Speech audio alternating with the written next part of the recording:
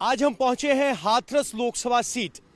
ये Lok Sabha seat BJP का गढ़ कही जा सकती है। ये सुरक्षित सीट है, लेकिन यहां एसपी बीएसपी कभी नहीं जीत पाए। 1991 से लेकर 2004 तक लगातार यहां बीजेपी जीतती आई। 2009 में आरएलडी जीती, लेकिन उस वक्त आरएलडी का गठबंधन बीजेपी के साथ था। 2014 और 19 में भी यहां बीजेपी का उम्मीदवार ही जीता। 2024 के चुनाव में यहां पर अनूप वाल्मीकि बीजेपी की तरफ से हैं, जसबीर वाल्मीकि एसपी की तरफ से हैं और हेम धनगर यहां बसपा के प्रत्याशी हैं।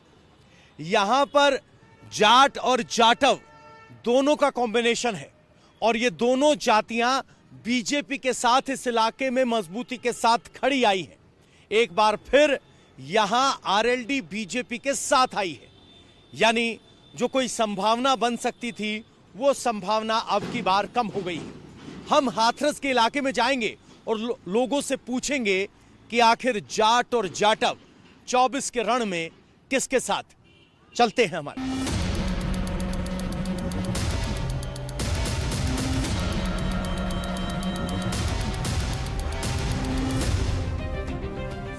हाथरस वैसे तो सुरक्षित सीट है, लेकिन यहां से बीएसपी कभी चुनाव नहीं जीती और समाजवादी पार्टी का खाता भी नहीं खुला। पिछले 8 चुनाव में यहां से 7 बार बीजेपी और 1 बार आरएलडी को जीत मिली है। हाथरस लोकसभा सीट पर विजेता का फैसला दलित और जाट वोटर करते हैं। ये जिसके साथ खड़े होते हैं, जीत भी उसी को मिलती है। हाथरस के जाट और जाटव वोटर्स का मूड समझें, उससे पहले समझते हैं हाथरस का जाति गणित। हाथरस सीट पर 23.7% दलित वोटर की रोल में हैं। इसके अलावा 14.6% मुस्लिम, 13% जाट और 13% ही राजपूत समाज के मतदाता हैं। वहीं 9% ब्राह्मण और 7% वैश्य वोटर भी हैं। 2024 में हाथरस का जाट समाज किसकी तरफ होगा? वो बीजेपी या जयंत चौधरी के गठबंधन के साथ है या इंडिया अलायंस की तरफ वोट कर रहा है? इस वक्त हम पहुंचे हैं हाथरस लोकसभा सीट और गांव का नाम बड़ा शानदार है, चिंता की नगरी। चिंता की नगरी क्यों है, ये साहब बड़ा अच्छा सवाल हो सकता है शुरुआत में। बाबूजी, सबसे पहले ये बताइए आपका नाम क्या है, किस समाज का ये गांव है?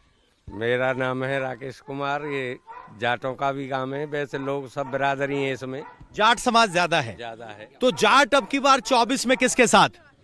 देखो साहब, हमारे तो जयंत के मारे मिल गए नहीं बीजेपी के, तो हम हसन आए। अच्छा, बीजेपी के थे नहीं, लेकिन जयंत चला गया तो मिल गए। हाँ, तो क्या जयंत के जाने से फर्क पड़ता है? सुन पड़े सब पड़ेगा, जयंत के लोगों को तो जाएंगे। अच्छा, जयंत के लोग, कुछ लोग जाट पहले भी बीजेपी में थे, कुछ जयंत के साथ थे। अब अगर जाट समुदाय को देख रहे हैं 24 के चुनाव में, कितना फीसदी इंडिया गठबंधन के साथ, कितना फीसदी बीजेपी और जयंत के साथ? 100 में से कहां कितने? ज्यादातर कोई में बीजेपी में ही ज्यादातर जाएगा। अब जयंत बीजेपी मिल गए तो दोनों। अच्छा, जयंत के आने से फर्क पड़ता है, ये बात कह रहे हैं। सर, आपका नाम क्या है और आप अगर अपने गांव को, समाज को देख रहे हैं तो अपना जाट समाज कहां नजर आ रहा है 24 के चुनाव? ये लोकसभा हाथरस पड़ता है हमारा, और भाजपा से जो प्रत्याशी हैं वो अनूप वाल्मीकि हैं। और ये मैं बता दूं कि लोकदल के आने से, जुड़ने से भाजपा मतलब बहुत ही मजबूत हुई है। और ये हाथरस जो लोकसभा है, कम से कम 4 लाख से जो है अनूप वाल्मीकि जी को जिताकर भेजेगी। अच्छा, अनूप वाल्मीकि जी को जिताकर भेजेगी। मेरा सवाल दूसरा है, मेरा 4 लाख का नहीं है, मेरा ये है कि जाट समुदाय में कितने लोग वोट देंगे, कितने फीसदी बीजेपी से नाराज है? यहाँ तो कम से कम 70 से 80 जो फीसदी है वो जाट जो है वो सब भाजपा के साथ में। अच्छा, 70 से 80 की बात कर रहे हैं। बाबूजी, क्या नाम हुआ आपका? इंद्रपाल सिंह। इंद्रपाल सिंह जी, किसान है? हाँ। तो उस लोगों को क्या कहोगे जो कहते हैं कि जाट बीजेपी से नाराज हैं? बीजेपी से नाराज तो ये है कि ये मतलब 10 साल से गोंडा अलीगढ़ रोड है। बार बार हमने कंप्लेंट कर ली, हर विधायक से, हर सांसद से, और इसका कोई मतलब निर्णय आज तक नहीं हुआ। सड़क नहीं बनी। हाँ। ये बात में तो सहमति है, नाराजगी है। हाँ। अब वोट किधर जा रहा है? वोट ये है कि अब जयंत चौधरी आए गए तो वह वजह से अच्छा फर्क पड़ रहा है। अगर चौधरी चरण सिंह को भारत रत्न मिलता है तो जाट समाज का मन पिघलता है। वो तो पहले ही दे देना चाहिए था। ये तो अब मतलब गठबंधन तोड़ने के लिए जयंत चौधरी को, इस वजह से मतलब दिया है, उन्हें पहले दे देना चाहिए था। बाबूजी क्या नाम हुआ, योजनाएं पहुंची कि नहीं पहुंची? योगेंद्र सिंह नाम है। योजनाएं आ रही हैं, अब सभी के खाते में 2-2 हजार रुपए आते हैं, सभी को राशन मिल रहा है, बराबर सारी चीजें हो रही हैं, लेकिन प्रत्याशी हमारे क्षेत्र से अच्छा नहीं रहा है भाजपा का। अच्छा, भाजपा का प्रत्याशी अच्छा नहीं रहा है, तो उससे कोई वोट पलटेगा? वोट अब दे रहे हैं, योगी मोदी जी के नाम पर वोट जा रहा है। अच्छा, कैंडिडेट नहीं देख रहे, योगी मोदी देख रहे। कैंडिडेट नहीं देख रहे। इस बार जो अनूप वाल्मीकि आया है, कम से कम 3-4 लाख रुपए उससे वोटों से जीतेगा। अच्छा, जीत जाएगा।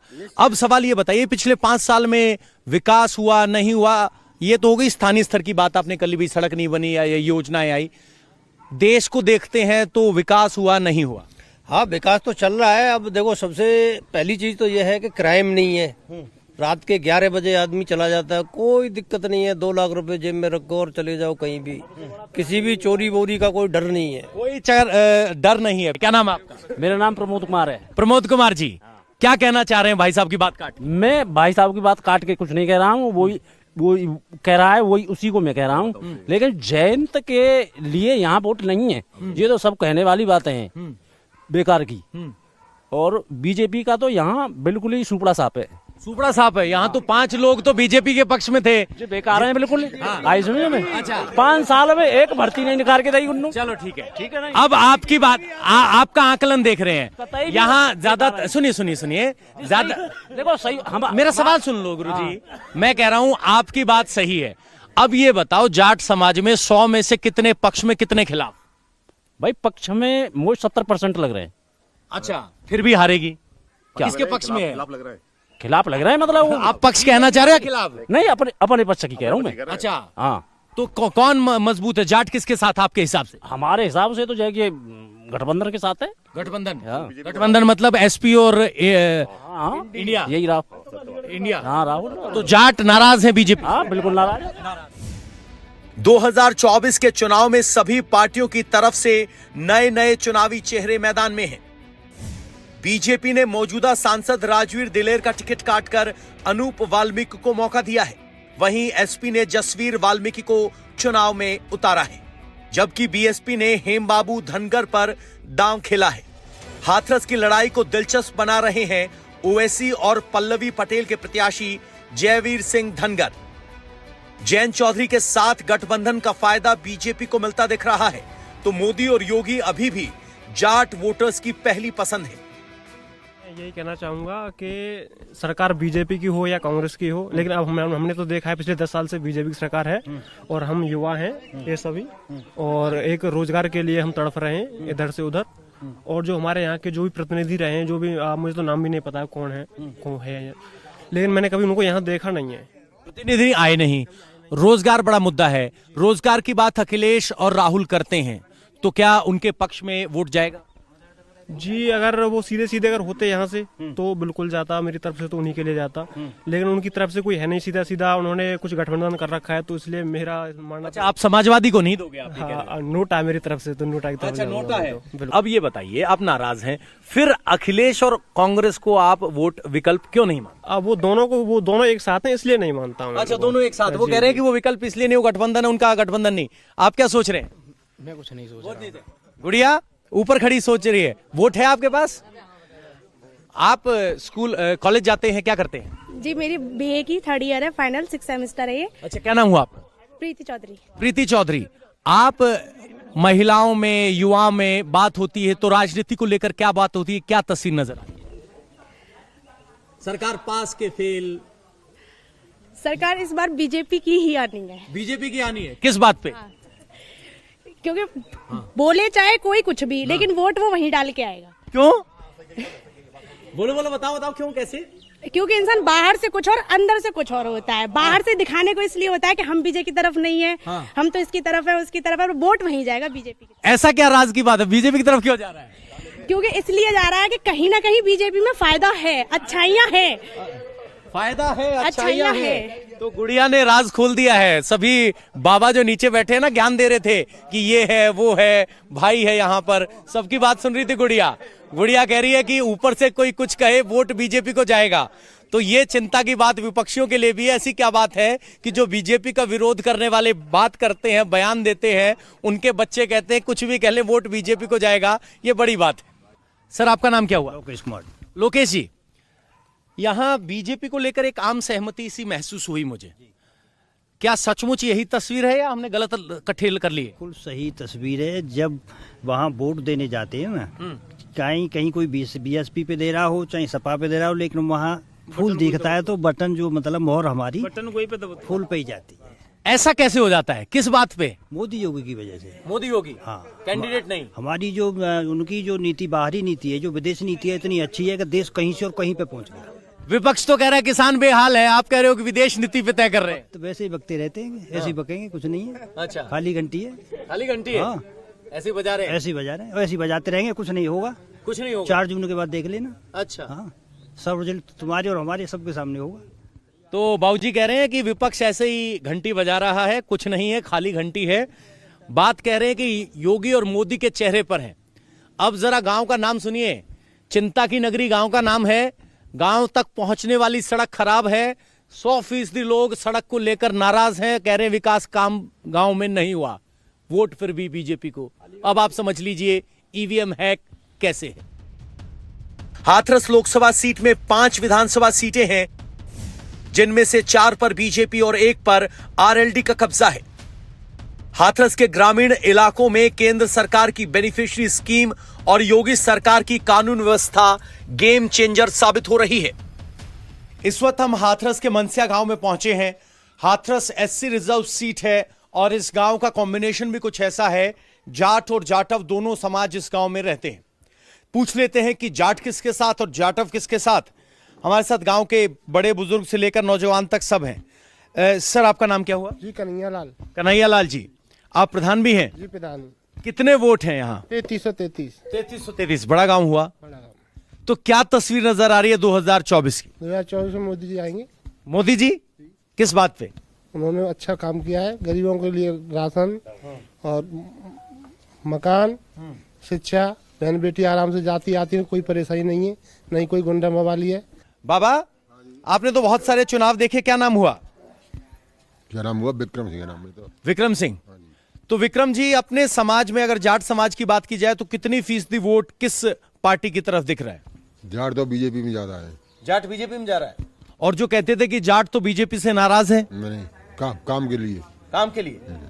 कौन से काम हुए? सारे काम है, बीजेपी का काम हो रहे हैं। पूरे बढ़िया काम हो रहे हैं, पब्लिक का जो चाहिए वही काम हो रहे हैं। तो यहाँ समाजवादी पार्टी भी है इंडिया गठबंधन के साथ, बीएसपी भी है। समाजवादी पार्टी का यहाँ कोई भी नहीं है। कोई नहीं है।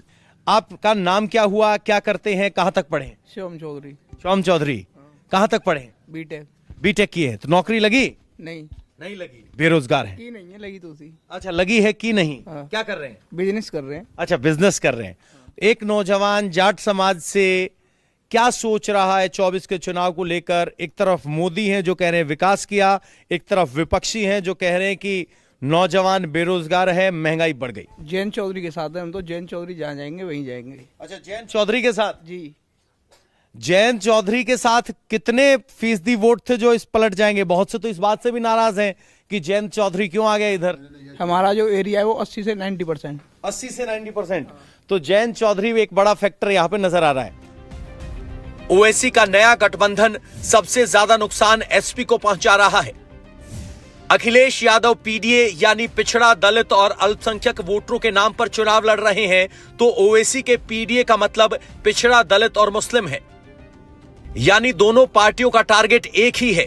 इन दोनों के अलावा मायावती की पार्टी का दावा भी दलित वोटर्स पर है।